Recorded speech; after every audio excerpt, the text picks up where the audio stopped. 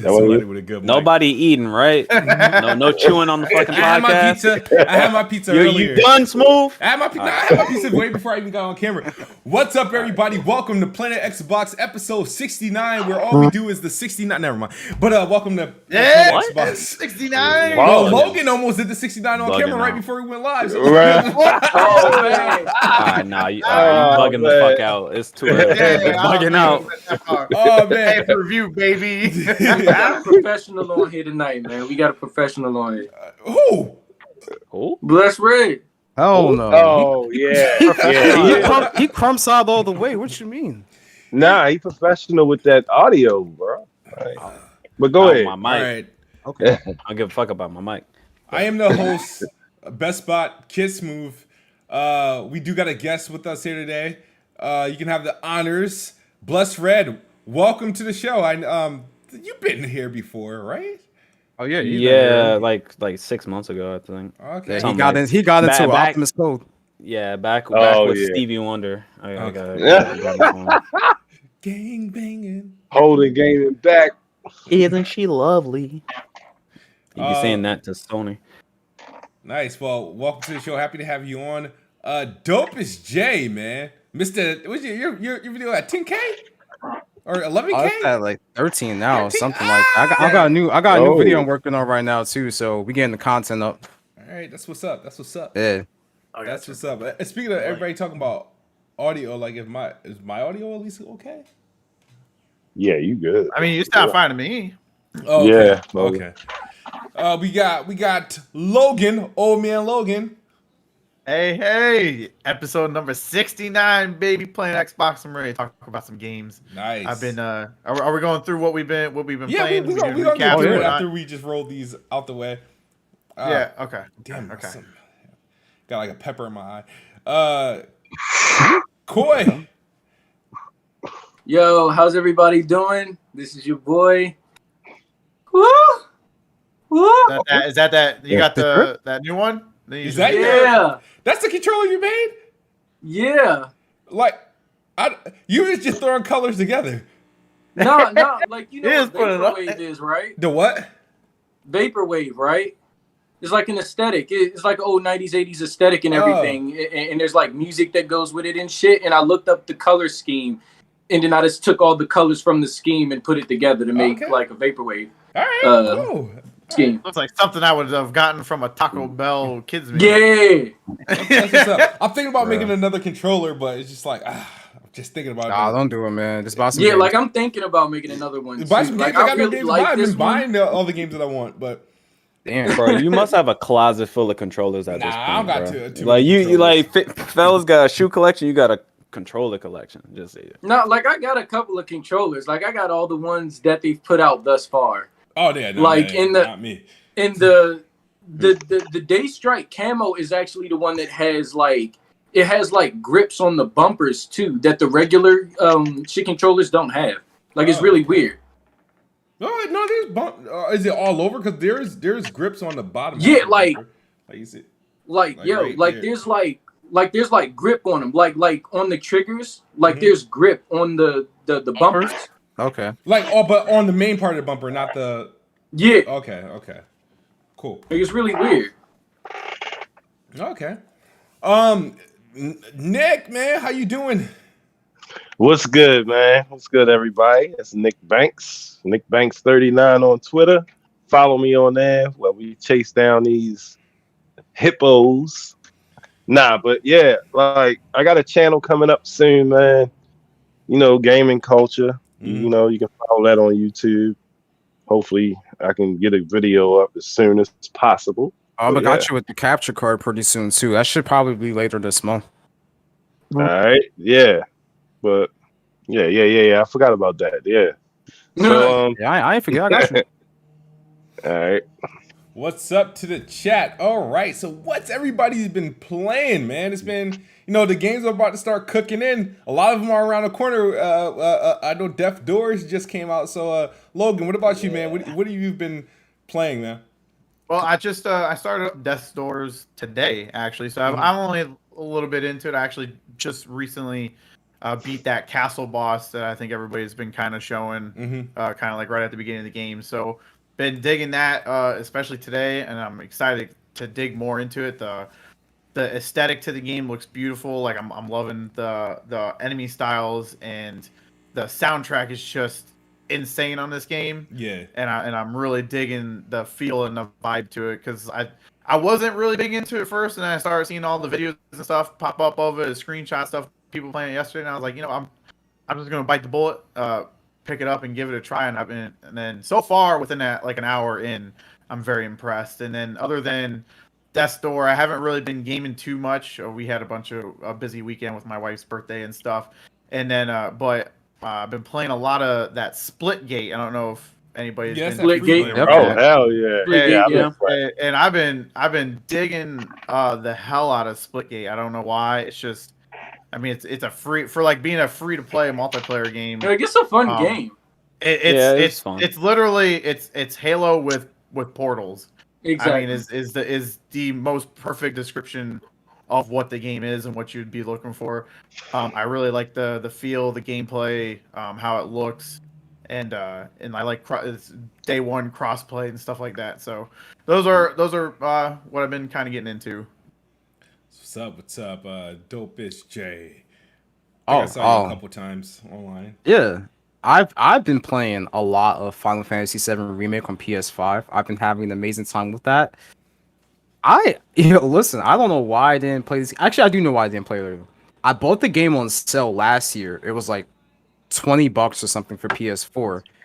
But then they announced the PS5 version coming soon, so that's what I waited for. So I've been playing a lot of that. Obviously, Apex has been like my daily driver as a multiplayer game, so I'll just hop on there with the squad and just play that. And I recently picked up Naruto Rise of a Ninja on Xbox 360. Yeah, I saw that. Yeah, that is a highly underrated Naruto game. Is it BC? Was it? No, it's not. That's the only thing. So your boy still has the Xbox 360. On the 360. Yeah. Like, I still have my 360 Slim, which I will never part away with that console. And if it ever breaks down, I'm gonna find a way to get that repaired for someone. But so far, like, that game is bringing back a lot of memories because I played it a lot when I was younger. And the interesting thing about that game, it has the actual original soundtrack from the anime in the game. Yeah. The open world aspect, because this game was made from Ubisoft Montreal, so like the way they recreated the Leaf Village inside that game is actually true to the anime, and it's really cool what they've been able to do with that game. The combat's iffy, it's whatever, but the actual story and like how they did it, because there's actual anime footage in there for the cutscenes. So they didn't recreate the cutscenes in the engine; they just say, "Hey, we're just gonna take the anime footage, put it in there, and then the soundtrack is there." But the vibes is there because they have the original soundtrack. Yeah, that's what I've been playing. Koi. I missed that game. No, I played Death's Door just like all of y'all mostly. Death's Door, fucking lit. Like, I'm sorry to interrupt, but you've been playing something else that's not available yet. How? Who? You. There was a game you were playing, but it's in the coming soon section. Raji.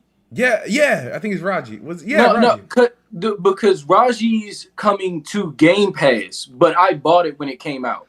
Oh, okay. So gotcha. I already got it. Oh, okay. So I've been playing that too. Because I saw that it was coming to Game Pass and it was in my backlog, and I was just like, all right, let me actually play it. I've already like completely shouted this game out like 2-3 times already. Raji's a really good game. Was it there kind of like that Middle Eastern? Was it there a demo for that last year as well? Yeah. That's when I bought it. I played the demo, and then by the time it came out, I wanted to get it. It's the same with Ooblets, but Ooblets isn't out yet, so I'm still waiting on Ooblets. But should have been playing Death's Door. The score's amazing. It gives me kind of like a Tunic vibe. These are 2 games now that are giving me like, it's like these are my Zeldas, where everybody like really hypes up Zelda. Shit is like, these are my games where it's like mechanics are introduced really well when you're dealing with a variety of enemies. Like, they really do kind of like smoothly put that in there to kind of teach you how to handle stuff, and I really loved when games do that. Tunic did it too. But yeah, it's this shit. I'm loving the story. I'm just kind of stuck somewhere where I'm just like, I'm just fucking stuck. So when I'm stuck, I just kind of switch a game until I come back to it. So is it a puzzle platformer, or is it just like not like I guess because like I saw some of the reviews. Some people say that like some of the later bosses, like they're gonna introduce puzzle situations into the boss battle at some point. So shit, I haven't got there yet because I've only beat like 2 bosses or like maybe 3. Like I think like the house was the last one that I beat, like the castle.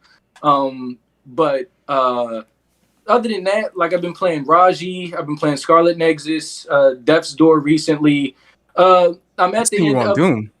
Oh yeah, I'm on the second DLC. I'm at the end of that DLC with Doom. Like I said, when I put up the 2 little clips I had, dude, the world of Doom is so interesting with how much shit that you kind of find, and they're kind of like tying up all of these moments from previous Dooms up to now, and a lot of the creatures in the world and all of that shit. Like it's really great. Like I know like a bunch of people ignore the story, but I'm loving it.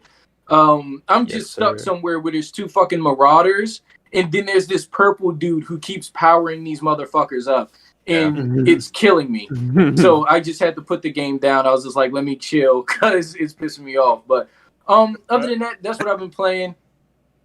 I know shit, it went kind of long. All right. Yeah, that's it. And I'm playing Conker. So you're not playing Doom Eternal? No, not right now. So put that down. Is that what you playing, Nick? Nah, that's what I seen him playing that the other day. But yeah. Yeah. Nick don't want the smoke in that game. Nah, I've been playing a lot of multiplayer games, man, lately. Yeah, I haven't been playing a lot of multiplayer games. I have. Yeah, I've been playing NBA Live 19, 3-on-3s. Yeah. I've been getting real, like, it's a lot of competition on there right now. A lot of people can say they, live suck, but they won't jump on that 3-on-3 and get that work. You know what I mean? So, but yeah, I've been playing that. I've been playing Splitgate, and Call of Duty so far. That's all I've been playing. Ain't really nothing out that's really interesting. But if I have to, I actually have to go to my profile to show you because I've been playing. Obviously, you don't remember? Hold on, Smooth. You don't remember? No, it's not that. One of the games I want to mention, I don't remember the name of it because it's like a super. So it's game. Not memorable then. No, well, I put a respect amount of time into it. But no, I picked obviously Death Door. That's random. Not random. Recent. I played a decent amount of that, and I'm just kind of upset. I didn't get a single achievement yet. I've beaten 2 bosses, a mini boss. I got about like 5 doors open. I'm like, what the hell am I not doing? For what game? The only thing I haven't been doing is getting those little green things to follow me because it's like anything you do, they run and hide. So no, she's just when you're swinging your shit, like stop swinging and just go around and collect them. I got that off the first boss. Like it was like there were some in where the boss was, then some outside, and I just went and collected them. And I got the achievement for that. Where do you get like up to 10? Like, what do you do? They just follow you? Because they can't go up ladders or anything like that. Yeah, they just follow you. Like, so like they have them like kind of like separated in areas. Yeah, but what is their purpose? Yeah, what is their purpose? No, I just think like when you store a pot for healing. Yeah, they go there. Yeah, at least like 2. Yeah. So they just gather around it. Like. Okay, all right. So I'm gonna go back to the earlier levels I beat and just try to do that so I can at least get the achievement because I'm fighting these bosses and shit. And I'm like, I'm doing these crazy combos and shit. I'm like, what the fuck, bro? Like, where's my achievement? But yeah, I didn't get an achievement, but I didn't even notice that. Like, I was just playing the game. Like just play the game. And the game is dope. The game is dope. Like I enjoy the game. It's gonna be for those who enjoy those, those Souls-like games because it's a one-hit death. You get hit once. It's a death technically because you get 4 lives, right? And then after you lose the final life, you obviously you start over. Yeah. But but it's enjoyable. I like the art style. I like the soundtrack. I like the story behind it. I like the just those minute like details, like when you cut off. I know it's not brand new to any video game, but like I accidentally hit a sign and I went to go read it and I couldn't read half of it because it was split. Yeah, you can't read it anymore. I'm like, Yeah, oh, I did like that. I'm like, I thought that was funny. I've been recording a lot of clips from it, but I think it's dope. Death's Door. So playing that, I just want my damn achievements. I bought this game called Sparkle Unleashed. And those are those games that like, how do you mobile game? I saw you was playing that. Yeah. I was like, you playing that shit on the weapon wheel? The fuck? Yeah. See, games like, for example, when I'm on Weapon Wheel or any other podcast, I like to play a game though, activity for when I can't talk or when I don't have any, or if I can't engage in the conversation. I like to play something to pass time. So it's usually NBA Live or Madden where I don't really care to hear anything, and I could just I'm good at them, so I could just do what I do and not even really fully pay attention to what I'm doing. This game is a perfect game for that situation because you're just obviously just it's like Luxor and all that other shit and Zumba. It's like that. So man, I was playing basically Peggle 2. Yeah, pretty much. That's all it is. And there was an achievement, and I was like, I can easily knock this achievement out by just playing while I'm in a podcast. You got to play for 4 hours. And so I was like, all right, 2 podcasts, boom, I had the achievement. So that, but it's addicting though. It is really addicting. Obviously, NBA Live, Rogue Company I pick up, but I just want to play with somebody. But I play Rogue Company. I'm decent at it, but I would be better if I played with like an actual squad. I'll play Rogue Company. I got that. Okay. Yeah, I can pull up if you want to play with. Well, I mean, it's automatically crossplay, isn't it? Yeah. It is. Mm-hmm. Yeah, so I can pull up. And I've been playing Blood Rots. Not Blood Rots, Blood Roots. What? Yeah, I tried that. Yeah, I've never heard of that game. It was a Game Pass drop last Yeah, week. shit, I wasn't trying that, John. Really? Like, it's just like a roguelite, ain't it? Yes. You ain't want to try it. It's roguelike, but in a sense, it's roguelike better than Returnal roguelike because you don't got to start all the way back to the damn beginning of the game. Okay. You start back at that point where you died at. But the thing is, it's so instant that when you die in Returnal, you got to watch a shitty ass cutscene, right? And this thing, you die, boom, and you're back. It's to the point where it's like, all right, whatever. It doesn't penalize you for dying. It's like you don't feel like quitting because it happened so quick. It's like whatever. Yeah. Like Super Meat Boy vibes. Yeah. So just die and respawn. So that's pretty much. I haven't done anything significant. Like I said, I tried the game I was planning to dive into, but I'm not going to do it until they fix it. Was the expansion to Watch Dogs. But like I said, something's wrong with the save file there. I started playing a Plague's Tale just to see how it runs at above 60 frames per second, and I don't know if I'm going to play through it again. I have no reason to, but it was cool to test it out, and I found out how to put the frame rate counter on this monitor, and now I keep it up just so I can do my own confirmations and shit. So you're a literal PC. Well. You're a PC gamer, and you talk shit about PC gamers. Yeah, bro. You're the pot calling the kettle black, bro. Why you have a frame rate counter on? Because I like this, so I don't. I can do frame rate analysis on my console games myself. I can do my own frame rate analysis. Oh man, bless. He's gonna be the next digital PC ass gamer, bro. What the fuck? Motherfucker is such a capper. Oh, bless. What have you been playing? Oh shit. Let's see. I've been hopping through like Battlefield 4, 1, and 5. Oh, Right now I'm playing 5. Yeah, originally better than Battlefield 1, right? Nah. Originally I played 5 on console. I was like, yo, this shit is ass. Like, all right, so things that haven't changed, like the maps, for the most part, they're ass. Unless you're playing like the small scale maps for like team deathmatch. I do not like the large scale maps because they're just large flat plains. With like maybe a building or two in some, like if you're playing Conquest, in some the capture points, they have some buildings, but outside of that, they're just flat plains where you can just see across the entire map. I don't like that shit. But I mean, yeah, Battlefield 5 is cool. I still would take 5, or I still would take 1 and 4 over. The problem is 1's player base is kind of weak, but it's dead. It is free on Twitch Prime. It is free on Twitch Prime right now. So Hopefully that'll revitalize the player base. It's not crossplay, is it? Right?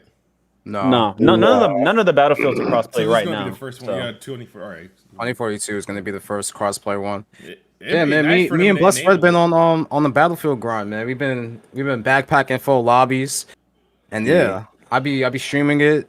You know, you should start streaming your Battlefield more, Blessed, for sure. I be doing that shit on my off time, Or just like record it at least. You can have some clips. yeah, I record it sometimes. I also beat a game called Boomerang X. It's another game that Devolver Digital published, the best publisher ever. The best. What the indie- fuck is this? They published Death's Door. Mhm. So, Devolver, they doing Boomerang X. they doing it. Yeah, they doing the damn thing. Is this bro. thing only on PC? They've been super consistent. Oh yeah, it's a Okay. PC game. It's like the grounded of the whole. Yeah, like Boomerang X. It's I don't even know how to describe it. It's like Doom with the grappling hook. Where Yeah, that's like you the don't- platformer jump. yeah, This is like a platformer. Yeah. it's short. It's like 5 hours, but it's fucking fun. It's fucking fun. That I enjoyed that shit for what it was. And New Game Plus is fucking hard. I started it. Mhm. I don't know if I'll be able to beat that shit, to be honest. What else? Let me see. Is it on Steam? Yeah, it's on Steam. Yeah, all that's my wish list. of Devolver Digital's games are on Steam. Okay. Add that to my wish list. Oh, other games. Ratchet and Clank. I've been playing Ratchet and Clank. What is it? I beat Going Commando, and I beat Going Commando, and I beat Up Your Arsenal, and now I'm on Ratchet and Clank Deadlocked. I've been playing it on PCSX too. Man, those games were definitely like slappers. Yeah, like the good 9 out of the- 10s. Yeah, Like, yeah. they were fucking all the good. ones that came out on the PS2 were like I bought those things on like now. Obviously, when these games came out, like it was like I was buying these things. I was buying them like fucking like used. I think Going Commando, like I played like a year. No, what was the first one? The first one I think I played like maybe a year or 2 years after it came out, and then after I played that one, I was like in like the stores at like Walmart and GameStop just looking for Ratchet and Clank games because and I bought like I think all of them, and then I bought my cousin at the time a bunch of Jack and Daxter because she liked Jack and Daxter games, and I liked the Ratchet and Clank, so we would just play all through the games, and then after I was done with the Ratchet, I'll let her play Ratchet, and then I would play through the Jack and Daxters. But Ratchet and Clank was just always just like cream of the crop. Like I just enjoyed the Ratchet and Clank. Like I started this one. I haven't finished it or anything like that, but like I don't know, I haven't had like the drive to play it or anything like that. I played. It's a fun game. I like Rift Apart a lot. I played maybe I don't know how much I played through it, but I think I got like maybe 3 or 4 planets or locations open. So what I'm gonna do is I'm gonna like probably I'm off this weekend. I'll probably burn through it this weekend before any of the like the major games I'm looking for that's coming out come out next week. Yeah. But the old Ratchet and Clank, just to go on with Bless said, they were bangers. They were bangers. I didn't play any of the PS3 versions though.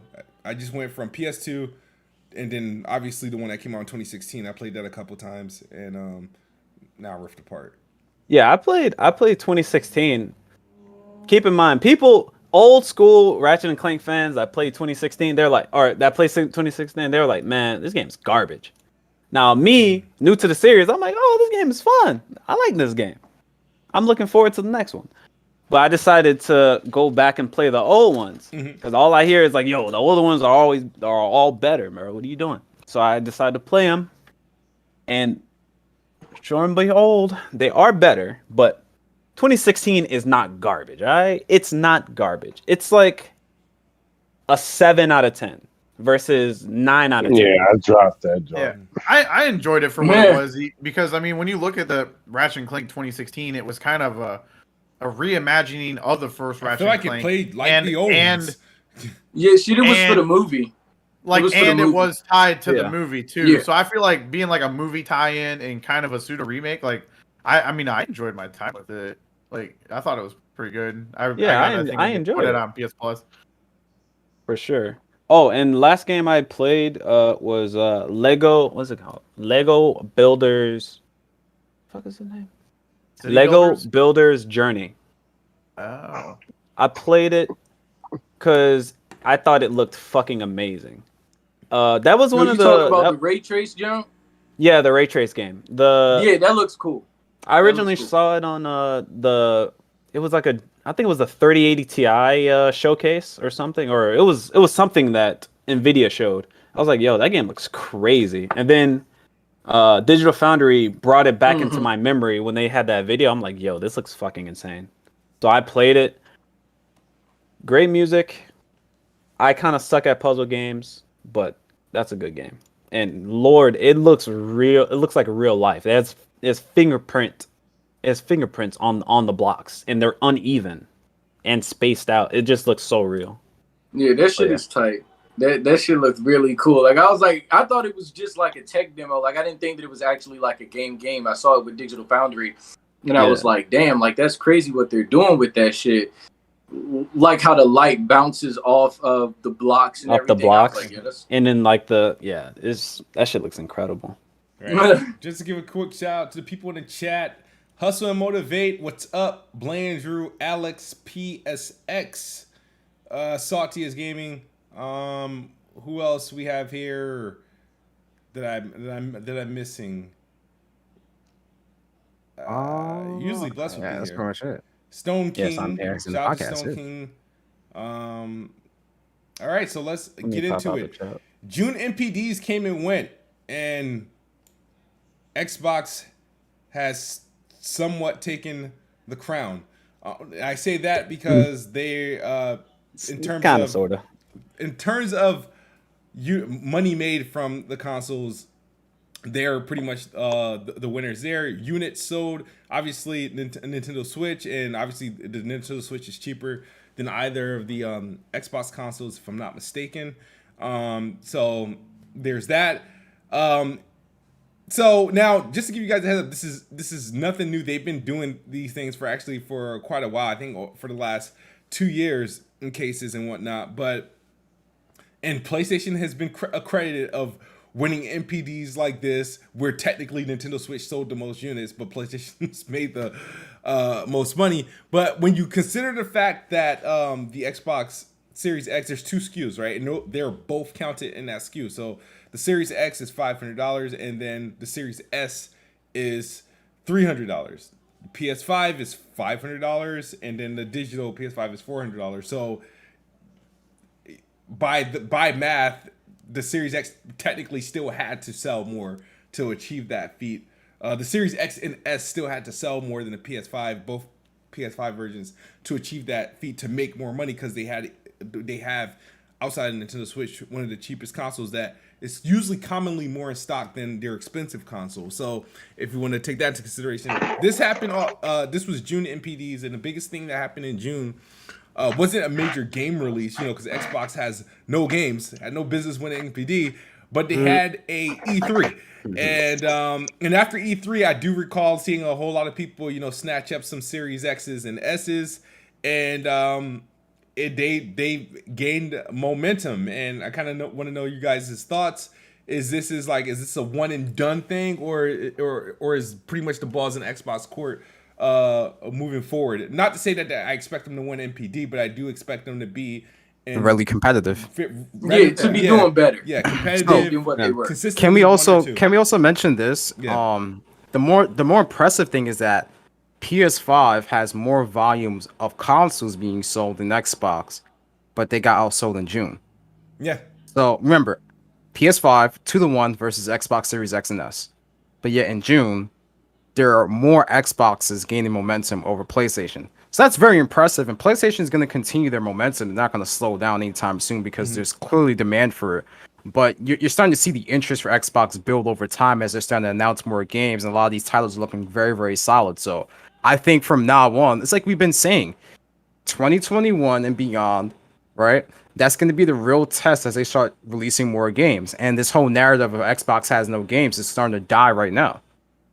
And people are starting to realize that like actual gamers want to play Xbox because of the games. That's all it is. So I think they're going to continue the momentum, especially into the holiday season when they start dropping a lot of these titles, especially Halo Infinite. They're going to turn around for sure, and then you're going to have more announcements, more reveals for these games, and showing off what they're about. No, absolutely. Yeah, I think it's just all going to be basically boiled down when you look at where we're at right now in July and going on through the rest of the year. I mean, Xbox is nothing but kind of the place to be right now because we don't really know what PlayStation's bringing Horizon. They got stuff in West. August. Well, I know they got stuff in August. They got some indies and stuff, but I know like the big title, you got Kenna coming out in August and stuff like that. But like the big Horizon that everybody's hoping for to come out doesn't have a release date of this year and stuff like that. Where you're looking at Xbox, and Xbox has got a roadmap of basically, hey, if you buy any of our consoles and you're subscribed to Game Pass, you have they have in detail from July all the way through the rest of this year, non-stop games coming out. And even if you look at if somebody wants a PS5 but then also wants to dig into some of the stuff on Xbox, say if they buy a Series S, don't even go out and fully purchase a Series X. I mean, they could just buy a Series S and subscribe to Game Pass and then be able to play a plethora of games throughout the year on that platform, as well as all the stuff that's going to be coming out for both platforms next year too. So I think you're going to see a lot more interest definitely coming up. From this, what we got next, is it this week or next week? You got Microsoft Flight Simulator, and then you got next week, and then you just got Flight Sim, The Ascent, and what else? There's another game. Is it I can't forget what. There's another game that's coming, but I think it's day one of Game Pass. But Flight Sim and The Ascent is pretty much what. Yeah, those are the bigger ones. Yeah, and then say just for example, if you look at the dollar amounts, say if someone's just kind of interested in certain games, like say Psychonauts 2, and even if they own, if they're interested in Psychonauts 2, they could just literally buy a Series S and subscribe to Game Pass for a month, and that would basically knock their Series S kind of total if you look at they play the game and whatever, instead of paying $60 for it, right off the bat. I mean, they're only paying $315 for a new system and access to the game if they're going, with the Game Pass subscription at full price. So I think you're going to start seeing, with Halo and Forza, those big titles coming in. I think you're going to see a big turn of people actually being more pumped about the Xbox platform. All I'm gonna say is about this. I feel like the more consoles that they produce, as long as they have the more consoles produced, they're gonna beat anyone in this chip shortage. Everyone is just trying to get their hands on fucking anything at this point. And Switches are all out of stock. PS5s are all out of stock. Series X is all out of stock. 30 series are all out of stock. These things, they're just gonna stay out of stock. All it matters is who is creating the most at this point.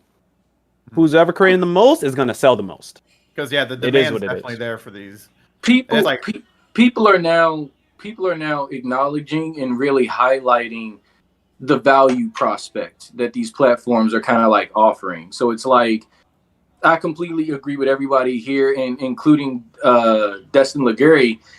Xbox's trajectory is looking way better than Xbox One ever did. So the series consoles are looking fucking dominant. They're looking like juggernauts for real.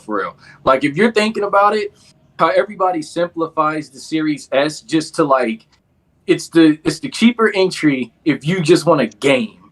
And I keep hearing people say that, it was on the Xbox podcast, it was on the Xcast. It's just when you mention the Series S, that's truly like a Trojan horse just to get people in there and get them subscribed and get them hooked.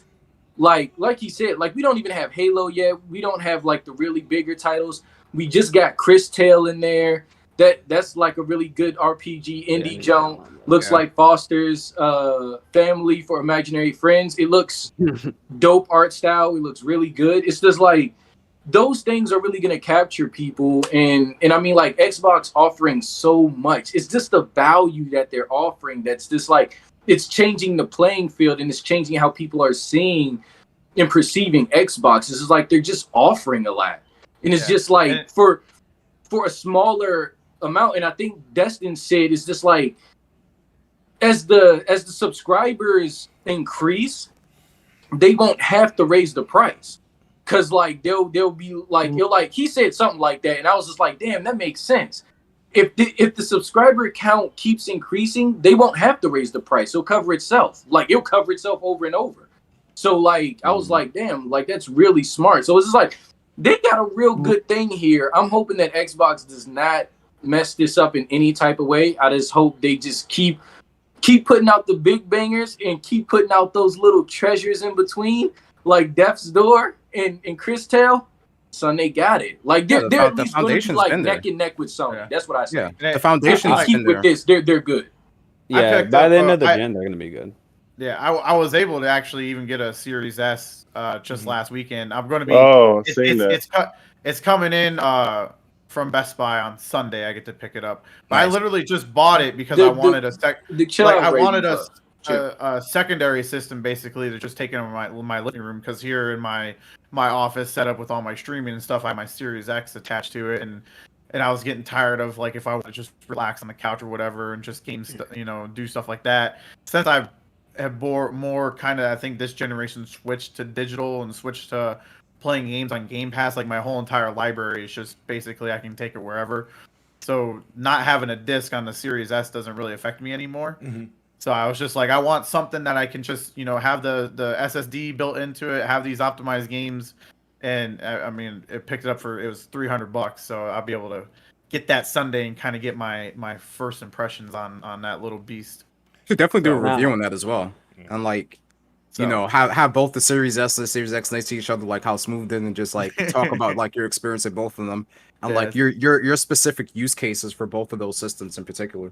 No, it'd be interesting to see, because like I said, like if if my wife's just doing homework or something on the couch and just wants to hang out there instead of being in my game room, I can just kind of chill out there with her. So I figured that was an easy way to get kind of a next gen, but not souped up Series X again and spend another $200. Plus I do have the 1 terabyte SSD, so I can just so I can just pop that out of my Series X. Hot swap. I can pop that, pop that right out of my Series X and then just boom, put it in the Series S and just have whatever games I got in it. So I have a question for some of these ponies in the chat. When you guys getting the storage expansion?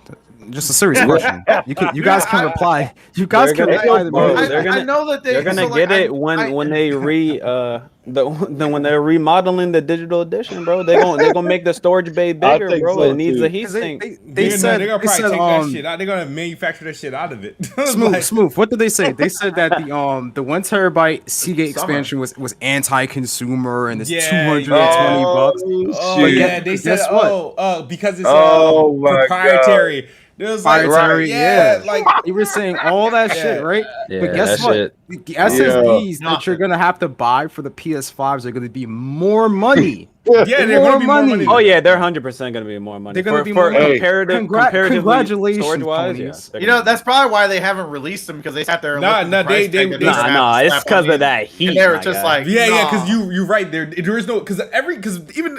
Because I was realized that right when I switched out and Bless, I think you were there when I was putting my new motherboard and everything together. Your PC looks. All right, I want to be so disrespectful right now, bro. That shit look crazy, yo. Those wires are everywhere, bro. I don't care. It works. What the fuck? Right? So I bought an SSD, crazy, and I realized I was like, it has a it has a place for a heat sink to go on top of it. And I'm like, and then I started thinking about PlayStation. I was like, is it already like in the thing? But no, it's just empty space. It's just an open. It's just an open slot. Yeah. Damn. It has. Oh yeah. Go ahead. It has. The problem is it has. All right. So regular Gen 3 SSDs, they do fine on air cooling, like just passive fans in your system. But Gen 4 SSD run hot. Like sustained speed, you can run Gen 3 SSD and have sustained speeds and not be throttled. Gen 4 SSDs, they run like I don't know like the amount Celsius hotter, but they run hotter and they will throttle. Like Samsung's the 980 Evo. That's what I You have. run it at full throttle. It's over. It's gonna for like 30 minutes. It's gonna throttle. Yeah. Like that's why these some of these SSDs like the AOS one is like one of the best ones. They have a humongous heatsink on them, and and they never throttle. You can run it for like 4 hours straight. It won't throttle. And they can't And fit. there's no- They can't you fit can't those fit inside of PS5. Yeah. You can't That's fit the it. insane thing. My motherboard actually has the heat sink to put the to put on already top of the built in, NVMe right? drives. Yeah. Yeah. I have two. Yeah, I of have them. them on mine Yeah. too. So like when you think about how the NVMe slot was engineered for the PS5, I don't think you're gonna see that thing being used for a while. That's unless why they I just think redesigned it. there's no room. Like That's- there's no SSD with low That's- profile heat sinks. That's that why are- they moved that the are conver- sustained speed fast enough. That's why they moved the conversation to cracking compression and smaller install sizes. That's it. the Right. reason. It's like, all right, that's we don't Hey, need Smooth, bigger you hard got a drives. super chat. I'm about to read it. It's from Brain Cells on Fire, right? Yeah. So Oh, speaking you got- of Yeah. Brain Cells on Fire, he says, so when is Xbox going to overtake the PS5 globally? That's what really matters. It don't matter to that's- me. I mean, That's I not don't think happening. it That's not matters, happening but this I mean, generation. it's cool, I guess. 100%. That's not happening this generation. so that, here's that the would thing. take like 8-10 years. So it's not gonna That would take a happen. long time. They That won't would take a long overtake The best them. thing, Hold on, let me say Oh. this. yeah. They won't overtake PlayStation globally by unit sales. They'll do it via Game Pass. Via Game Pass and revenue. That's what I was Yeah. gonna get at because the thing that people have a lot of revisionist history and they say, oh, PS3 generation won over Xbox 360 because it sold more. But Xbox made way more revenue because of Xbox Live and the amount of unit sales they were having not only on the game store digitally, but physical copies of games was selling way more on Xbox 360 than PS3. And let's not forget And the the amount Wii. of and then not only just that, but you have to think about the amount of fines they had to pay in regards to the security issues that they had on PS3 when they were getting hacked like every other month. Yeah. Like there was a lot of lawsuits like levied against them for that, for the whole Linux thing, because you remember you could install Linux on there, but there was a whole like class action lawsuit for that as well, and they had to pay out like huge settlements. Like that was a bad generation for Sony. Like yeah, they had some nice titles, but in regards to profits being made on PS3, they weren't making shit off that system because of how expensive it was initially. And then they weren't making any revenue because they weren't selling services like how Xbox was. So Yeah. that's the only way Xbox Yes, almost free. can win is through revenue generation. But PlayStation is always going to have the unit sales.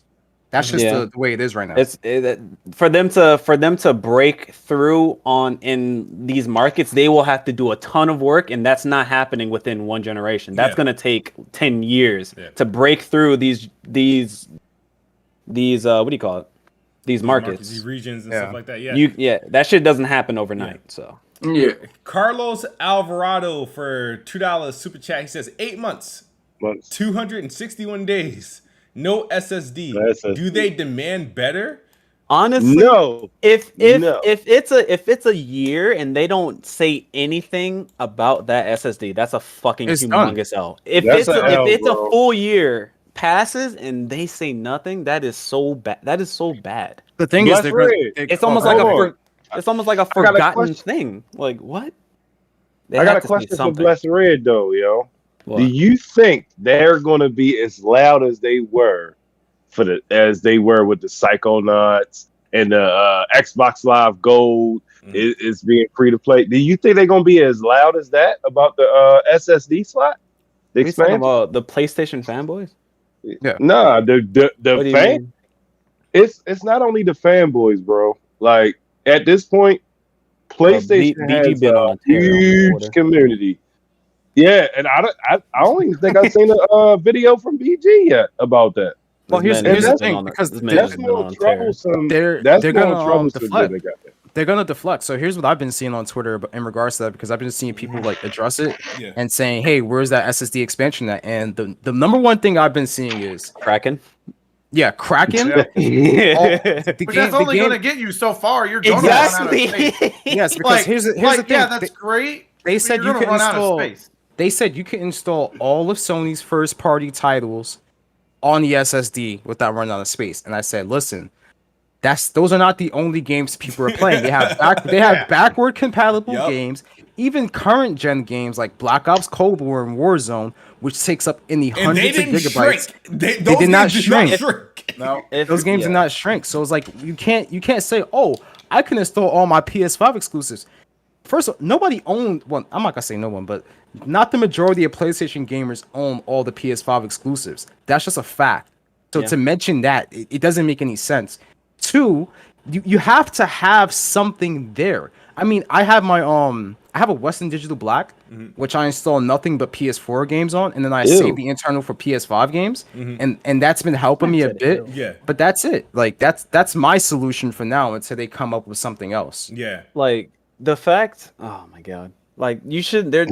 That's if PS5 is your main platform, having 667 gigabytes of storage is a fucking problem. I don't care who you are. That's shit bad. It's a problem. Like it's a secondary platform for me. Like I haven't used it in like 2 months. It's just sitting there. You got Bond Jr. in the chat. He said, "Beat your games and delete them." But Shut up. But I don't want to. Crazy. I don't want to. I'll play what game I feel like it on that day. Yeah. Sometimes I feel like playing Battlefield. Sometimes I feel like playing, I don't know, Doom Eternal. Sometimes I feel like playing, who fucking knows? Whatever I want to play on that day, I'll play. I have like 50 games downloaded on my PC. I have 5.5 terabytes. I don't have to delete anything. Yeah. They're just there. 5.5 terabytes. God damn. Like I like SSD. I do when I beat my games, usually I'll delete them after I beat them, but it's like I still want to have multiple games downloaded, so if I want to play something else that day, I get to play something else that day. That's true. All right, Like so I don't want to play one game the entire an entire week if Can I I don't address feel something like it. real quick? Because people are coming at me about the PS3 point. So you guys need to understand, like when PS3 came out in 2006, they were not making any profits off of that system for many, many years. You guys need to understand that 360s were making profits. PS3s weren't. I can link people articles the cost of manufacturing the PS3 back then. It was around like $800. Oh, rewind Like, that. the facts are They there. sold at a remember loss. that. Yeah, they sold at a loss. They sold at a significant loss, and they weren't selling volumes until later in the generation after a complete None of them redesign and multiple price cuts. None of them were though. The 360 then they weren't- or the But a PS3. 360 And then they was- weren't- No, but the thing is, like the PS3 was $500 and $600, and it was $800 to manufacture. They sold at a significant loss. It's not like it's like okay. 50, Unit, and they weren't to selling. $100. No, it's $200 loss. They weren't attaching anything else besides a game. Xboxes had a high attach rate of Xbox Live if you wanted to pay online. Yeah. Like that's significant revenue on top of multi-plat selling better on Xbox 360 I got you. and PS3. So we need to stop this whole thing about, I don't know why, like nobody tends to remember this shit. Like there's everybody they have revisionist history. That's all. There's actual like PlayStation YouTubers like Mystic who made a full documentary like highlighting all the shit that you guys tend to forget. And he's a PlayStation guy. That's all he does on this channel. And he did an entire documentary highlighting that. Like watch that video. Shout out to Carlos Alvarado again. He says PlayStation no backwards compatibility, smart delivery. Why? To resell old games. And that's like Nintendo. I mean, you're not wrong. Nintendo does it the worst. Nintendo are the scum of the earth, bro. Fuck them. And Carlos got another one out there. Which he does beyond that one. He says no worries. Xbox community demanding better for them. And so we got some other news that came out this week. So we'll get to the Psychonaut stuff, but I do want to cover some other things like the whole Tencent spent. Did Tencent just overpay for Sumo Digital? No. How much did they pay? Yeah, they paid 1.27 billion, and then they turned around 5 minutes later and spent 1.3 billion for the rest. Wait, you said billion? Yeah, you mean million? Yeah. Billion. No, billion. No, with a B.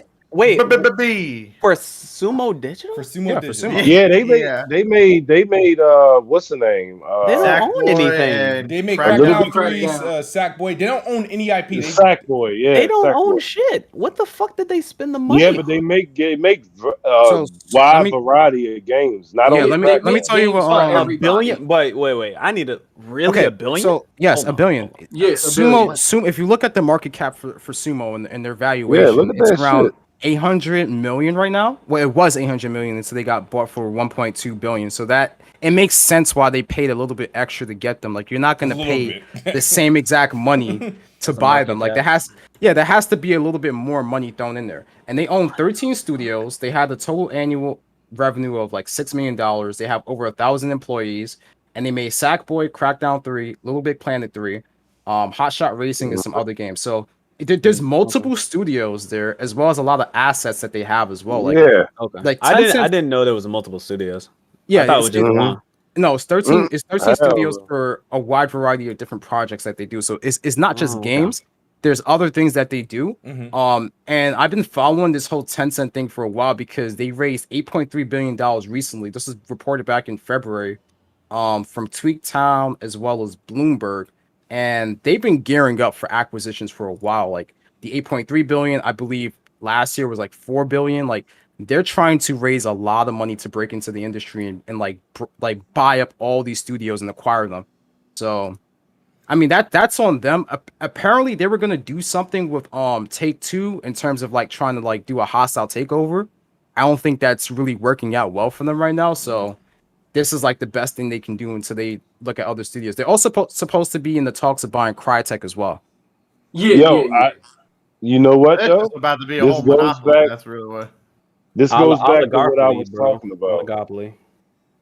This goes back to what I was talking about last week. All these companies now trying to invest in the gaming, Netflix, Amazon, all these people. So the best thing to do right now is to buy up studios because somebody had to hire them, set a contract for them to make a game. And if you own the studio, then you the one making the money out of it. Yeah, Xbox might have to buy them another publisher. Devolver Digital. No, Yeah, Devolver not buying publishers. No, that's what they. Because the thing is, Yeah. it's easier for Microsoft to buy publishers because they don't have to. They keep everybody in place, and that publisher just becomes now. This is whoever managed this, whoever is the head of, let's say, for example, P. Hines is still the dude for Yeah. Bethesda. He and his crew will still run that. If Microsoft elected to get like a Devolver Digital or a Nacon or whatever, or a freaking a Square Enix or whatever, whomever is in charge in all those divisions, they remain. All that remains. They don't have to now like place people here or absorb this marketing. That all comes with it, and it's just that they oversee it, and then obviously they're, as far as money wise, they're paying out, but in terms of managing and workflow, that stays the same. That's why they want to buy. They're under the umbrella. Yeah, for real. That's why they want to buy more publishers, is because it's the easiest way to, like, all right, you get your content, get everything, but there's no real shakeup. Like the shakeup, the people that were bought directly, like obviously when they bought like the Obsidians and NXIs and stuff and everything's, these guys are going directly under Xbox head people like the Matt Booties and all that other stuff. Like Matt Booty doesn't oversee but ZeniMax Studios at all. Like that's Pete Hines' work. And if they get like another publisher, whoever is that dude is going to be, and I think that's in their best interest. So it's like, I know every time they talk about acquisitions, they keep talking about publishers. Of Bro, acquiring. this So, shit and is if getting- Tencent is going to be coming down and scooping up fucking 15 studios at a time, they This got to, is- because they're going to be taking contracted work. You got a lot of This these is studios getting that they bought make games for everybody. Yeah, like that's why the Sumo is such a big deal. Like they may not own any IPs, but they get rented out. So it's like the stuff will come back to Tencent if they have deals, or if they make future deals. It'd be like, all right, well, yeah, like we just leasing you out. Like you get us the bread back, you feel me? And it's just like, I mean, it's a smart thing to do. And for Microsoft to really focus on that is just like for them to focus on publishers, like especially publishers who own IP and who also have multiple studios under their thing. It's the fucking genius, really. Like what they did with ZeniMax. I mean, they could do that with Devolver. They could do that with like you said, Square Enix or some shit. I doubt it, but Square Enix, they could do that with. Well, Asobo's not a publisher, but whoever publishes their stuff is just like, it's really smart. Like, I mean, and especially if fucking Tencent gonna be dropping bees on people, it's just like we gotta watch out. Like they're gonna be goddamn. All like I'm saying is I don't want this shit to be an oligopoly, bro. Like y'all don't see a for it. problem with like 3-4 companies owning like 90% of devs. Like y'all don't see a problem. Well, the thing is, like is 3 or that 4 companies. Like the thing is with that is that people just think, okay, like they just throw like a check and that's it. Like conversations happen across the board. Like some people like what was that Blue Point? They were just like, yeah, we don't want to be owned by anybody, and it hasn't been like clarified or like solidified that they are bought by Sony. But it's like their past statements have always been like, look, we want to be separate from that, so they could like continue to operate how they operate. I don't think every company is just going to be bowing out and just being like, hey, yo, so they about to drop a bag on us, we just going to take it. I think there has to be like chemistry or like a relationship there. With Sumo Digital, Tencent already owned like a good portion of somewhat of the company. So for them to come in and be like, hey, look, should we about to swoop in? Like, I mean, it must have not been as big as a shakeup as like maybe we're thinking about it. So, but I'm saying you guys don't y'all don't care if it just becomes an oligopoly. Like 90% of the gaming industry is owned by like 3 or 4 companies: Microsoft, Tencent, Sony. There's always going to be up and coming. There's going to be up and coming studios all the time. That's the biggest thing. So you have your Ubisoft, which they have their own studios. You have EA, you have Activision, and then you have like your Nintendos, your Sonys, and your Microsofts. But imagine, then you have different like subsets of like smaller publishers or smaller indie studios that are doing their own thing. I'm saying though, imagine if those particular indie studios would have like, all right, so what if Microsoft bought Devolver and then like they cut off the what if they cut off the new up and coming indie games that are trying to be put on the spotlight? What if they just cut that off and they're cut off because Devolver is a really good company. Like no, they are, but they're not going to be too imposing. It's not like an. I'm just giving an example. Like it could be Microsoft. He said an example. Yeah, I'm giving an example. Yeah. I don't. I mean, it doesn't matter who particularly owns them. So if you're talking about like these big AAA companies just saying, hey, we're just going to absorb everything else, that's a possibility. But you have to think about this way. Indie games would suffer. No, but you can't say that because you're not going to just constantly burn money on things that are not going to work. We already know this. Like these companies are going to be very strategic about who they're going to acquire on top of building up a relationship. Like Jim Ryan talked about this. He's like, we're not just going to go out here and acquire any other studio that we haven't built a relationship with over a test of time. That's Sony. That's Sony. Tencent doesn't care. No. Tencent can do that, but it's about the management of those acquisitions. Because here's what's gonna happen: if you don't manage those acquisitions well, you're gonna have to sell them off at a loss. Yeah, they end up like Visceral. You end up like Visceral. Like you see this in other industries as well. Like look at AT&T. AT&T does all these dumb acquisitions, and then they have to sell them out for a loss. They did the same thing with DirecTV. They did something with Intel did it with McAfee. Like dumb acquisitions like that don't pan out and yield any type of return on investment whatsoever. Or they do good acquisitions, but they misuse them and then they throw them out the gutter, like Visceral. Yeah.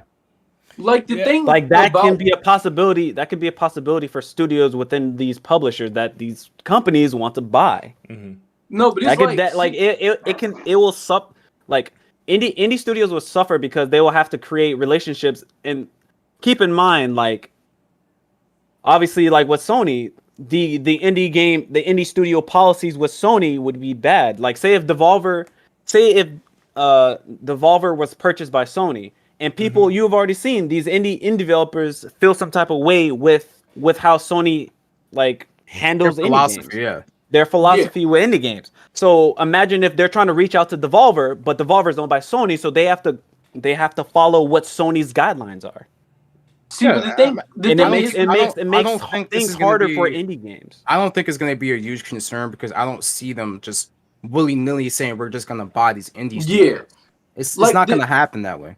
like the thing with that is that like Hope Boy said, it's about building relationships. When these places or these companies are acquired, there is a significant amount of like a relationship or knowledge of each other when these things come into play. Like with Bethesda, ZeniMax, and Xbox, there's a long history if people actually paid attention there.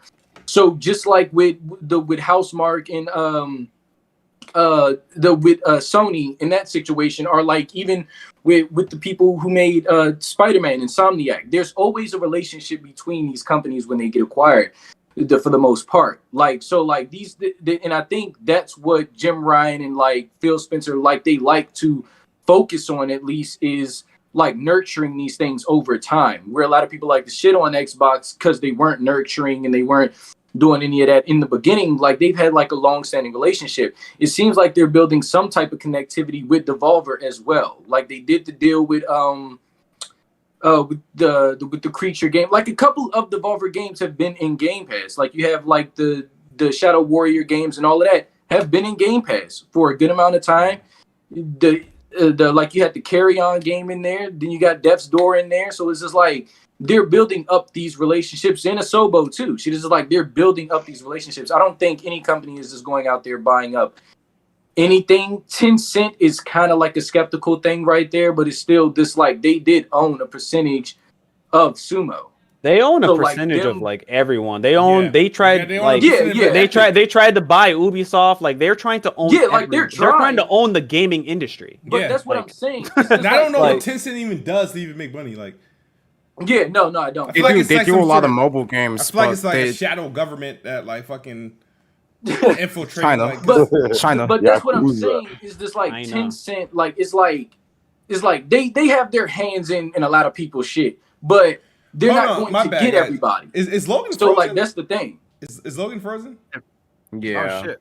Oh yeah, this shit frozen. I I thought thought you he was was saying this gone. dude fell asleep. It's Yeah, not I thought he frozen. was I gone thought to he sleep. left. What the fuck? Oh, it is. Man, I am frozen. Hold on. Oh, Oh shit.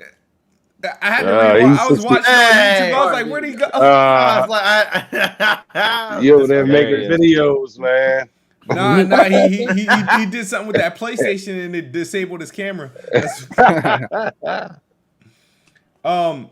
But Yeah, yeah, I agree mean, with Ravenflow on that shit. Bless, I definitely see what you see in terms of like, you know, like the whole everybody being bought up and stuff, and then limits Like the of what's potential. available, because it happened. We saw what happened with the telephone company market. We used to have a ton of options, and it went down. To And like then 3. they all died. Yeah. We had They also all a were bought bunch up. more major studios and publishers. Whatever happened to Midway and fucking the old THQ? Well, and all this Midway shit, like- went Midway went turned to- bankrupt yeah. because they were releasing games that weren't good. You see what they did with the Mortal Kombat franchise at that point in time. It stagnated. Plus all the other games that they were making, and subsets of Midway went off to do other things. So like the Ed Boon side of it went to go make Midway Studios, and they got acquired by WB. So now they're owned by them, and whatever else happens to the rest of those studios that were within Midway, like it's just gone. I just all I don't want is there to be a vacuum Mhm. where Yeah, no, I where understand. indie games, like if an oligopoly happens, there's gonna be a vacuum that's created within the confines, like the last 10%. There's gonna be a vacuum where it's like it's gonna be hard for things to survive in that vacuum. Well, Yeah, I That's the don't problem. think it's gonna happen that way. For everybody but that's just to talking about speak- nurturing and stuff like that, just giving you guys a heads up. Xbox has good relationship with a handful of studios or publishers that they have not acquired yet. Like that's just been in the making. Yeah. Like the people who's behind those damn Warhammer franchises that like they've literally dedicated a whole show to them on their channel. All their games have either been on Xbox or been on Game Pass or coming to Game Pass day and date, but I don't know who owns them or who's the publisher. Is it like Fat Cat or some shit like that? I don't know. But you got that. You got to think about Focus Home Interactive. Devolver Digital has been, getting closer with Xbox. And I don't think I don't think Xbox needs Devolver- to own every studio or every publisher No. they work with. They do need to, however, create these You can create partnerships, relationships. and these relationships Yeah. that prevent games from not coming to their platform. Yeah, that's the biggest that's thing. 100% Bingo. fine. Yeah. Devolver like, Digital, they work with that's what I'm everyone. saying. They- Like I don't like I feel blessed, Red. Like I never want there to be just like 3 major companies and they just own everything. Fuck that. Yeah. But it's still shit is just like if these companies are creating like these deals of relationships and they're not hurting anything, like the philosophy from like the big top corporations, like who's making this deal, like I mean Xbox, like they have like the carousel thing that they were talking about that they filter indies through, and they have ID at Xbox. So it's like to really center on indies, and they update that like almost every damn day. Yeah, look at who we had. We had an interview with Joe from Song of Iron. Yeah. He hasn't I'm released feeling his new game. cover art. It's on the pre-order page. That cover art for Song of Iron is pretty dope. It's fire. We've seen the progression of that game, and like I'm glad we had him on because he gave us a lot of insight into not only how he was making his game, but the process of putting his game on ID at Xbox. Like that was a great experience to talk about. Like I would like to see for him to succeed and build up his portfolio and be able to have like his own studio one day, right? Or have his own little small like dev team. So I don't think it's just gonna be like, oh, everyone's gonna buy a lot of these small indies just for the hell of it. No, you still have companies like Bungie, which is really, really big. They make a lot of revenue, right? And they're getting their own investment from third parties. Like they don't need a Microsoft or an EA or an Activision. Like you seen when they were under Activision, they were kind of hamstrung on the things that they could have done. Now, like Smooth said, and like Koi said, like having these working relationships and making sure that we can keep these games on the Xbox platform is key because they have a working relationship with Bungie. There's no hard feelings there, and the game's on Game Pass. Like that's what they need to do instead of saying, hey, you know, we're just gonna acquire everyone. That's not the point. Like you don't have to do that all the time. Securing third-party exclusives and having them launch day and date in Game Pass, or even come to Game Pass later, that's key for your platform. Yep. Yeah, I just wanted to say, I think the Bethesda, them getting Bethesda was a great move. Like, don't get me wrong, I think that was a great move. I think they worked with them a lot, so it's not like a random purchase. Obviously, it's not a random purchase, but I think it was a big move and it needs to happen. No, I don't want them to buy Square Enix and Capcom. No, I don't want them to like continue to buy the rest of the goddamn industry. relationship Obviously, with See, like I would be okay with like say like a studio like Konami. They're not doing shit. They don't got But they shit. have a I'd but say they have Sega, a bunch but I of mean, but they they got have some a good bunch of IPs, stagnant IPs that could that be aren't doing anything. put in a better hand. Yeah. You know, you got Castlevania, Silent Hill, Metal Gear. You got all these amazing IPs that this whole entire studio has that they're done. Yeah. They don't want to do anything with them. I would be okay with like if either Konami was like completely out, they just need to sell that shit off. And give it they to the need highest to do that bidder. shit, honestly. Or somebody just needs to acquire like Konami as a whole and then just start pumping that stuff out. Because people want, I mean, there's people who want Metal Gear. There's people who want Silent Hill. There's people who want absolutely. these like IPs that Konami's just sitting on. You know, Konami don't give a people fuck out about there. the gaming and No, And, like, I and mean, now like they're Konami's BFP3. like they're doing They like were. dude. It's funny because like they have the Fox engine, which is one of which is a really best, good engine. which is one of like the best looking engines like out there, and it was being wasted on Pro Evolution Soccer. Like they have like, are you fucking kidding me? The game that brought us Metal Gear Solid 5, like it just got shoved to make soccer games. Soccer. And it's like something like that could definitely be warranted to like get sold. Like I don't care who buys it.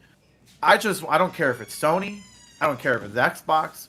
I don't care who it is. I just want like these amazing series and stuff to get the love and attention that they deserve versus just being laid to the wayside because Konami wants to have the rights to make their pachinko fucking games over in Japan for like Silent Hill and Metal Gear and all that stuff. Like that's all they're basically doing. Like you can keep those pachinko machines. Nobody over here cares about them. Keep them, but just pump out, like sell your game rights or something because I hate like seeing that stuff. So I would say like that I'm like completely cool with. But obviously, yeah, when you said like Square Enix and even Warner Brothers, I'm still like a little iffy. But I know they're I think they're trying to get out of there to sell themselves and kind of get rid of that weight on their shoulders.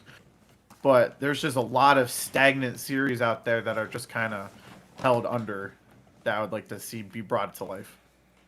Yeah, I agree with the Raven Flow. Konami needs to follow Capcom. They do, especially with their IPs. Like they got that Fox engine, like you highlighted. Now, what if they applied that to like a Silent Hill game or some shit? Great, like let's do it. Like original. I mean, stop fucking sitting on that shit, and then it's like we're just sitting here. It's just like people with Splinter Cell. Like y'all saw that XDefiant shit. Oh my god, that shit looked retarded. It looked so like.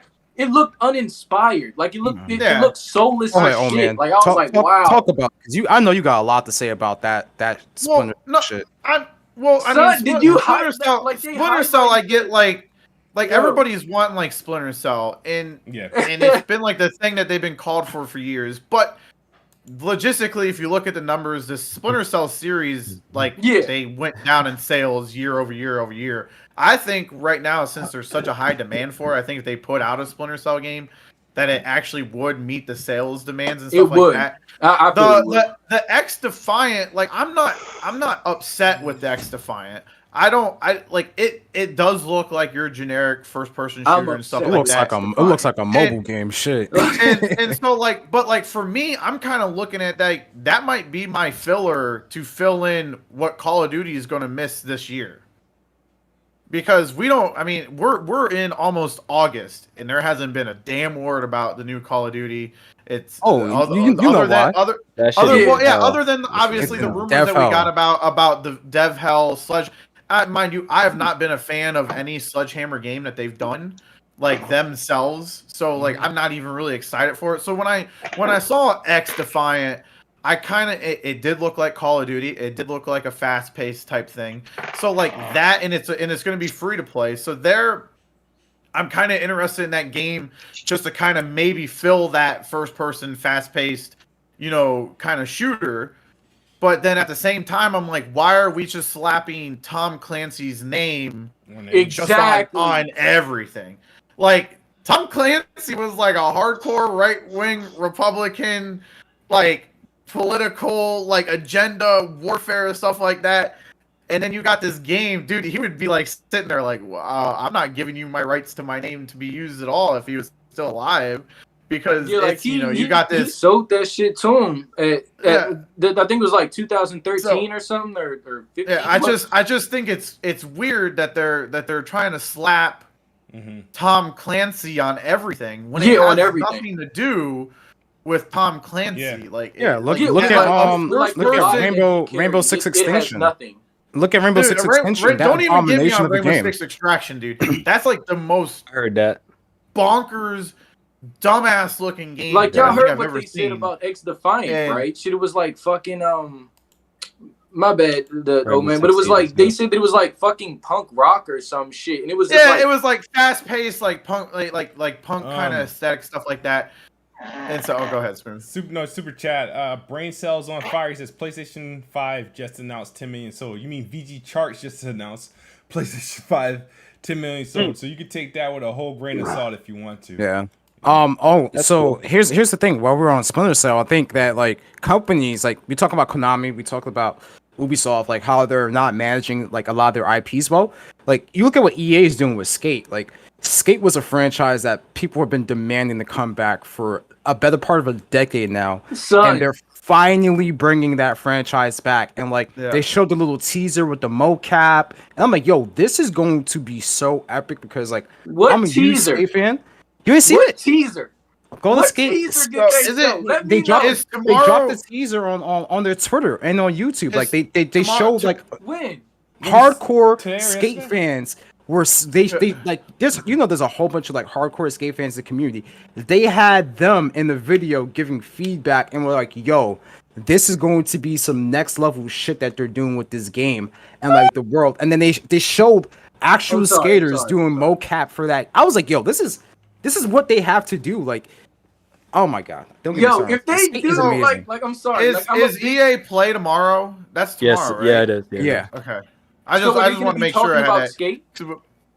I don't know if they're gonna. They I won't don't know be if there. Skate's I gonna don't be know if they'll there. be talking about Skate, but I'd be interested to see if they do that Dead Space remake. That's supposed to be Yeah. possibly rumored to come out. It'd be nice if they showed that. Skate No, 3's on but- Game Pass but- if you never but- played Skate, by the way. Hold up, who? Skate 3. Skate 3's on Game Skate's on Pass. Game Pass. If no one ever played Oh. Skate, like Skate 3 is on there. Really cool game. Yeah, it's not. But- it's not but the I- best one though. Skate Three? 1 and 2 are the best ones. 2's the best one for sure. Like I love Skate 1 2. and 2 are the best ones. I still like, have just 2 on like- my 360. This shit. I've been skateboarding for over a decade, so it's like when Skate came out, really great. Like if they doing what I'm hoping they're doing with this game, like you said, like with the mocap and all of that. If they're doing like the distress on the shoes and the pants, like you fall and you slide and it's like your clothes get fucked up, like your shoes get wrecked, like your grip tape it fades, like all of this stuff. Like if they can, trucks break. yeah, like if they can show all of that, like I would always. in the stress of jumping downstairs, like if you don't land bolts, like will you like snap your board in half? This is like shit like that is just like I really want them to capture this because the games that have came out, there's been 2 skateboarding games that came out recently that just There was a didn't nail crowdfunding what one. Skate did. There's a crowdfunding one. I forgot what it was On called. Steam. Sessions. XL? And you got another one. Session, yeah, Yeah. Session, yeah, Yeah. that one. Yeah, I remember Sessions seeing that and years another ago. one. Is it Sessions Yeah. in game preview? I Yeah, I think think so. so. Yeah, I it's think it's it in still game is. preview. It's been in preview on Steam for a hot minute For as a well. Like hot that minute, that game. Yeah, it's a crowdfunding game. Like it's not a big scale project. They were trying to fill that gap where Skate wasn't, but EA was like, "Yo, like it's been so long since we had a Skate game, and there's so many people that want it. Like this game's gonna sell really, really well. It's gonna be insane." Gotcha. Son. Oh my So- god, dude. We also had now question this Unreal Engine demo, like it was showed today. Yeah, they showed Yeah. it off. I didn't look into it though. I didn't that get to was the see only it though. thing. It's like I didn't see the video, but I saw the screenshot. highlights. In the highlight that they said Yeah. it would take like you could fit an entire 360 Xbox 360 Character model character model in in the the eyelash. in the eyelash. Coalition. He's coalition Yeah. with their because I guess they're showing off a project is it Alpha Point or something like that. Yeah, Project Alpha Point. I'm gonna look it up. Do you know how amazing that is to fit a whole character model and this like, son, like That's the biggest thing is just the when you're going from like gen to gen, the amount of like polygons, like the scale of how many polygons you could have, and the amount of detail within like character models and things of that matter, even just like the environment, it's insane.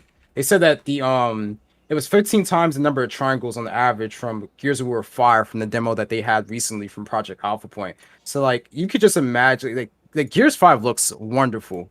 And to have 15 times more triangles to be rendered in the scene, like the amount of detail you're gonna get from these environments and from these characters is gonna be insane. this Jake about to be crazy, bro. Whatever their second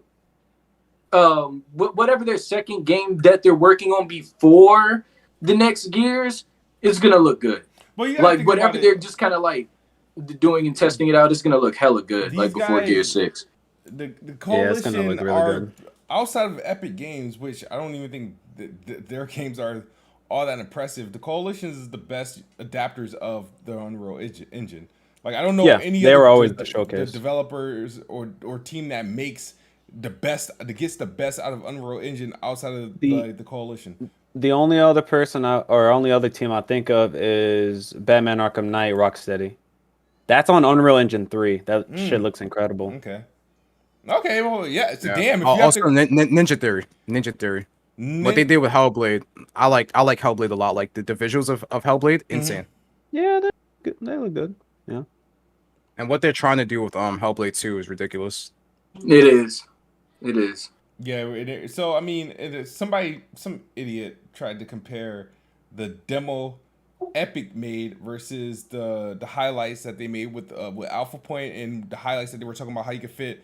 It was something like because I think with Epic Games said you could fit like so many million like polygons or something like that, and Coalition had quoted a particular number that was less than that, but that was for their freaking demo. They don't need to. Epic Games is showing you peak, like what they have to show you what their demo, the with their best tech, they have to show they you can do. best possible outcome. They have to show you that. So I'm like, this motherfucker is turning this thing into, this because the PlayStation had this demo that. Their Unreal Engine games is just gonna be better on PlayStation because of what Epic Games made with the engine they created. I'm like, how are you comparing that? Crazy. Like, What they did on crazy. on PS5 was like worst case scenario with how demanding it was. Like they had to have that run at 1440p 30 frames per second with that demo. If I remember correctly. Let me read it. Let me. Yeah, it was 1440 30. Yeah. Yeah, 1440p 30. Yeah. But like the amount of detail that they had, especially the audio, like the audio section, I liked a lot. The audio from, was the incredible. OE5. Yeah. This guy hyped. He says Unreal Engine 5 running on Xbox Series X versus PS5 on Unreal for the Series X. The guys from the Coalition, they said the Coalition shows off Alpha Point tech demo at GDC. A whole Xbox 360 character fits in the eyelashes of an UE5 character. Most assets in the demo are made of 300,000 to 500,000 triangles, 15 times the number of triangles in the average asset from Gears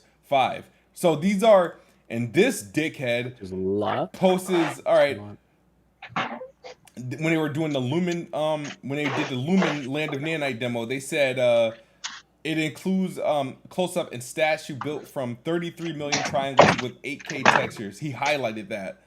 And he also highlighted that 500 of those same statues in place of 485 to be precise, 16 billion triangles in total. So he took that as if this was like capabilities of PS5 versus Xbox. What they did, they made because they got screenshots available for the their Alpha Point, which it looks what you expect. It looks great. And obviously we all see the demo that Epic did. Cause I gotta remind people that PlayStation didn't make the fucking demo. This is not a PlayStation game or a PlayStation IP. The creators of Unreal Engine created the demo, the tech demo, to show off Unreal Engine. That they partnered with PlayStation to highlight, hey, we got it running on a PS5 at 30 frames per second. But I just wanted to highlight that. That guy got the clout he wanted. He got the clout he wanted because a bunch of dumbasses. I'm one of the dumbasses that retweeted it, but I was a part of the 11 quote team. Yeah, just give him some. I was part of it. I'm part of it.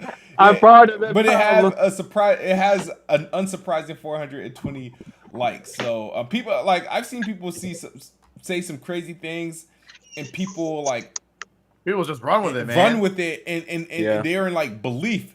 Like some they don't read the actual article to see what's being talked about within it. Like this is about the future of game design and how Unreal Engine 5 is not only going to make games easier to develop on because there's a lot of dynamic tools like Nanite and Lumen that can change the way that you do your lighting system. And how, instead of you using something like ray trace global illumination, it's already in the engine. Yeah. So that's less work from the developer. So a lot less games are going to be using ray tracing, pretty much, because you don't have to use ray trace GI when you can use something like Lumen. It's a good alternative. It's still ray tracing. It's just a different version of it. Yeah. And so the other big thing, and this is the reason why Bless came on today, because I guess you didn't appreciate some of the things that we're saying, but Valve Steam Deck, and I mean, I don't know where it's at now, but I know the pre-orders are somewhat sold out. If they're not sold out, you got to wait until Q2 or Q3 of next year to get it. Well, I don't even think it's not even the pre-orders, right? It's just to be able to get into the line pre-order. It's a reservation. Which have you seen the shit, dude? People got that shit popping off on eBay already for $1,100. eBay is taking those down. Have they? eBay's been taking down some of those listings because they know dude, the product is not even out yet. Yeah, well, it's not even a pre-order. It's not even it's that those people reservation. even have it reserved. They have a spot reserved in line to reserve it. Yeah, imagine if somebody purchased $1,200 for a reservation, and then they're like, I didn't pre-order. I didn't pre-order it, so I get your money for free. Valve did a great job in terms of the reservation system as well, because you had to have a Steam account and you had to been on Steam for a decent amount of time. I forgot the specifics of it, but they did a way better job of doing that. That's something I said Nvidia and like AMD should have did. Like you have stuff like GeForce Experience built into your PC. They should automatically see like, hey, this is how long you have your card in your system, how much you've been gaming on it. Yep. Hey, you automatically get a spot reserved to buy a card. Like Valve did the same thing. Like that people have been proposing, even like retailers, like, yo, if you have like a membership with like Best Buy or some shit, I don't know, like you get priority to buy your products. I know GameStop has been doing that lately. They've been doing the with their pro, membership. the pro. Pro membership. Yeah. Like Stuff you Newegg and get stuff. priority to buy a next gen console whenever they restock them because you're a pro member. Like customer loyalty is something they should promote. But I'm digressing right now. We should get back onto the Steam Deck conversation. So, is it really this? Like, my thing is like I think about it, like, all right, do I get the hype? And then the next day I'm like, I don't get the hype. It's cheap and it's expensive at the same time. It's cheap for what's in it, but it's expensive for what it is. In my opinion. It's not expensive for what it is, because you look at other PC handhelds on the market. Don't look at the Switch. That's not even in the same. It's not in the same stratosphere. Look at the other PC handhelds on the market, like the Aya Neo, the GPD Win 3, the One X Player. These things cost they start $700, $800, $1,500, and their max, like in like the One X Player, the most expensive version is $2,000. These are all Kickstarter programs, but before we even deep dive into it, let's talk about the specs of this thing. So we have a quad core Zen 2 with 8 threads CPU inside there, and then we have an RDNA 2 GPU in there with 8 CUs. It is a 1280 by 800 display for 720p gaming, and then you have 3 different storage models with it as well. So you have a 64 gigabyte model with eMMC RAM storage, which is trash, it's garbage. You have a 256 gigabyte model with an NVMe SSD, and then you have a 512 model with an NVMe SSD. So they starts at $399, $529, and $649. You also have support for a micro SD expansion. You have a suspend and resume feature, which is really cool. External display support. You also have support for Fidelity FX Super Resolution, side loading, and more. So that's the rundown. If there's anything else, you guys can let me know. And one more feature. That 64 gigabytes version, that storage is trash. Though every version has M.2 expansion.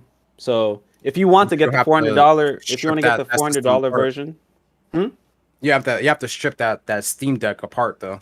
Yeah, I built my PC. I'm not afraid to. No. I mean, that's a different conversation. But yeah, like it has M.2 expansion for all of them, so you could drop like a 2 terabyte drive, 2 terabyte NVMe in there. Well, actually, no, that's gonna be more expensive. You could drop like a terabyte NVMe in there and be less expensive than the top tier model and have more storage.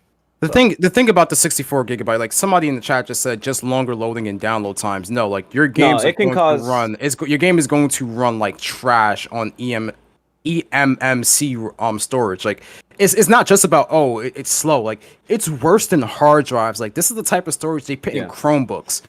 Like the reason why you're right. It's the storage. It's the storage that's in the Switch, by the way. Yeah, it's the storage that's in the Switch. Yeah, like it's not. So for Switch games, but the Switch games are much smaller than PC games. Yeah, they're not demanding. But PC games are much more demanding to run on. The Chromebook that I would want in my PC, bro.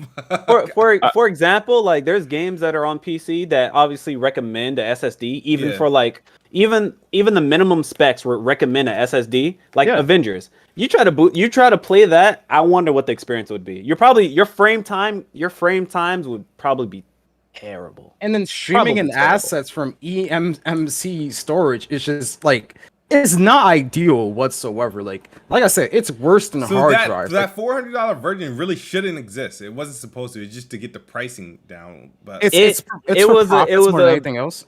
Yeah, it was a battle to get the pricing down. Because considering what's in the goddamn what's in it, it is very competitive. And he is like Valve and Gabe Newell, they're 100% selling this at a loss. Like on every model, I guarantee you it's at a loss, like regular consoles. I don't know how much of a loss, but that's a lot of power to be in a $400 console, or not console, Handheld. $400 PC handheld. Is PC handheld was even popular? You naming off these prices, and this is the first time I'm hearing of these damn. When I think of PC handheld, I'm thinking of the NVIDIA Shield. Like I'm not like. By the way, the NVIDIA Shield is stronger than the Switch, but uses the same chip. Just they underclocked it to hell on the Switch. But no, they're not popular. The only reason that like any like consumers knew about them is because of channels like Linus Tech Tips and Gamers Nexus. I watched their videos when they originally came out for like the Aya Neo and the One X player and shit like that. They were Indiegogo campaigns, and they're all sold out. So yeah, that's the issue of that. Like maybe like a few thousand people in the world actually have these devices, but they do exist. It's just that Valve were like, let's fucking make this device and let's announce it on the day of the Switch Pro pre-order. The Switch OLED, yeah. The Switch OLED pre-orders. What do you guys think about it? Because I'm not buying this. Like, I don't think this is a product meant for me, honestly. I'll highlight my reasons later, but I want to hear what you guys think about it. I have no like. I thought about ways I could use it, but every time I try to buy into a handheld, I don't use it. So to me, like I said, I feel like could I use it as a proper Xbox on the go? But it would require some work because there's it would. I would have to install Windows on the shit and then go from that. And I'm too lazy to do that shit. I end up paying somebody to do that for me in the process. But then again, like I mean, I have xCloud. I know xCloud isn't the same, but like I barely get on xCloud. Like I don't play xCloud daily. It'll be like something. If I know I'm going out and I won't be home for a while, I'll bring my controller clip and make sure I'm good to go, and I'll play that way. But for like just casual play, nah. Honestly, you probably will get a better experience from xCloud depending on your internet connection, because it's running off of Series X's now, not just the One X's or whatever the fuck it was before. So that's a high performance thing, and the difference is you're not gonna have the ability to change options, but that's not gonna matter. So it's probably just better for you to just use your phone. Yeah, like the performance you're going to be getting from the games on Steam Deck is like low to medium settings at best, and you're not getting like a high frame rate experience. Not at best, like depending on the game. At like 720p or 800p or what? Yeah, it's a 720p. It's a 720p display, but the thing about it, it's gonna be anything GPU. It's gonna be GPU intensive or GPU bound, because the CPU is great. The CPU is gonna be fine, especially at that resolution. Yeah, I don't expect PC games to run excellent on it. I think it'll run decent. Okay. So what are you gonna run on it? What's the point then? Oh, the thing is, it's meant to be a little PC in your pocket while you're on the go. It can't fit in your pocket, but it can't fit in your pocket, but like a small form factor PC on the go. So like you look at the specs, okay, the specs are decent. They're not anything game breaking. I think over time, as we progress and they make new models, assuming that this one pops off the way that we're anticipating it to pop, or at least Valve anticipates it to pop off.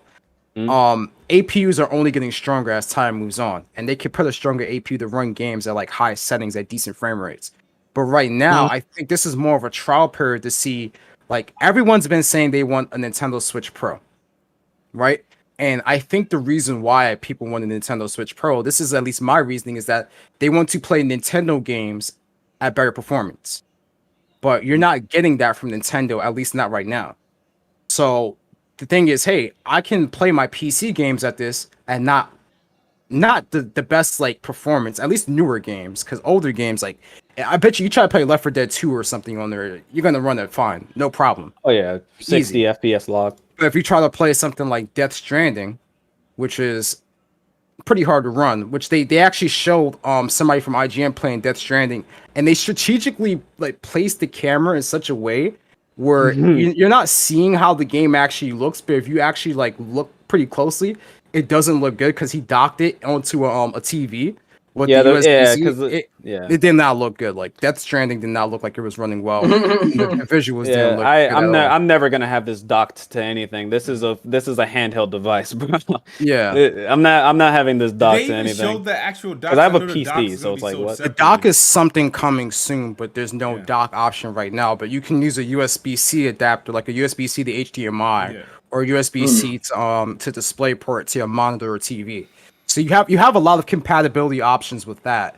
Yeah. For me personally, the reason why I'm not getting this and why I think I was a bit too hard on Nintendo is because as much as people shit on the performance of Nintendo games, you know, the majority of Nintendo games on the Switch run. I don't think the majority of the games for PC are Age going of to run Calamity on- says hello. Whoa. Well, yeah, Age of Whoa. Calamity is garbage on Switch. We know that. Like I've criticized that for a long time. But the Oh, majority of the you games on Nintendo Switch perform. At least What you Nintendo mean games. by specifically. majority? I don't know What you about mean? perform. Right, like what are you All right, talking about, bro? All right, you You want me leave the to law. name a list? You want me to name a list of games? Yeah, please do. So we Mario can get a better Kart 8 understanding. Deluxe Edition. No Wii U games, Breath- please. Goddamn, we No Wii U games, please. Let him finish. No Breath Wii U of the games. Breath of the Wild. Another That's a Wii game. U game. No, that's hold on. That That's didn't a Wii U perform game. well. What Yes, you it is. The majority of the Oh. time, it runs well. There's only No, a couple of Breath of the spots Wild- where No, it drops it wasn't. performance. No Wii U games. No No, Wii U no. games, It please. is Bro. not. I'm telling you, Age of ran- hold on. Age of Calamity runs worse than Breath of the Wild. Astral Breath of the Wild Chain- is a Astral playable Chain, experience. new game. Dope boy. Bruh. It ran better on the Wii U. Like we're not even about to do this It's right running now. at higher settings on the Switch. What do you mean? It ran. Wait, you're it talking about Breath of the performed Wild better. originally? No, they fixed that. No, hold on. Just like everybody keeps saying, even though it's at a higher resolution on the Series X, it performs better on the PS5 with these games. The same situation with the Wii U and the Switch. It All right. runs at a higher resolution, but the frame rate is better. The performance is better on the Wii U. Yeah, This is but a fact. what I'm telling you is that Monster Hunter Rise the has majority of Nintendo games actually perform well on, You on the I'll Switch. keep It's going not. because There's an entire narrative about the like. Obviously, the Switch is a hold weak piece on. of Don't put your hardware. feelings. Jay, But the Don't put your game, feelings in it. no, I'm telling you what it is. The Finish games are your list. actually. The games Finish are your list. actually. Go ahead. Yeah, Finish your the list. games are actually built around the Nintendo Switch. There's Jay, not going to be bro, any you games tripping. built around the Steam Deck. That's what I'm trying to No, tell you. guys. absolutely. Yeah, I agree. 100%. They're not going to be built around the Steam Deck. All I want you to do is not mention Wii U games. That's all. Yeah, don't Okay. mention none of the Don't Wii mention games. Wii They U ran games better Pokemon. because on it's just it's gonna Pokemon. run better because it's got- not you it's got- not pushing for much higher Oh my resolution God, bro. and has a stronger GPU. He said Pokemon. Pokemon. There you go. It performs well. Oh, But here's the thing. Pokemon? It's like I if said I earlier. can't- There are was games. 30 FPS. There are games that are going to be built around the Nintendo Oh, and Switch look to use terrible. the performance. Bro, On the what- Steam who Deck, there's pays no you, bro? games built around it. So the performance is just going to be all over the place depending on the game and the Alright. engine. So You're all right. right. So You got it, bro. I agree with you. I agree with you that I hope I actually don't want games to be developed specifically for the Steam Deck. I actually You don't fuck- want you that just- because then you know, you it's gonna hamper my experience on my main PC. I don't want that. You just fucked up your whole argument right there. You just fucked up your whole argument. Nah, Now, so how My can whole you, how argument. can you- I agreed with No, you no. that they like. So what's the that it's purpose not of gonna have building a- a Steam Deck if games aren't going to be programmed for the lowest spec? I don't. Well, I get can. what The you're thing doing, bro. about it, you forget it's a PC. Yeah, so Settings exist, my guy. yeah, but what kind Like- of settings can you like? That's why I'm. Low? I can Low manage settings what at settings 30 I can FPS? manage what settings I need. Right. Like, That's- the memory not the what is it? I don't know what the VRAM amount is, but like if I want to have high textures, I can. Textures aren't gonna hurt performance. I can have high textures and it won't hurt performance as long as it has enough VRAM. It's just the Just post some processing simple thing like a PC. like Like volumetrics I and pick stuff and like choose that. what I want in order to get the performance I want, or the graphical settings I want. All I'm saying is that the Steam Deck, Oh while my it looks God. impressive on paper, is not going to pan out the way people are going to think it is. Especially from like plus like we have high end I- PCs. Like you know like listen when you see that you know how much weaker this shit is than the Series S, and people trash the Series. Yeah, whoa. Yo, I know. Dude, they've already compared it. They've already compared the GPU. I know what the performance of a PS4 is. Obviously, it doesn't have a shit CPU, so it will actually be able to run games at 60 FPS. Exactly. But I know the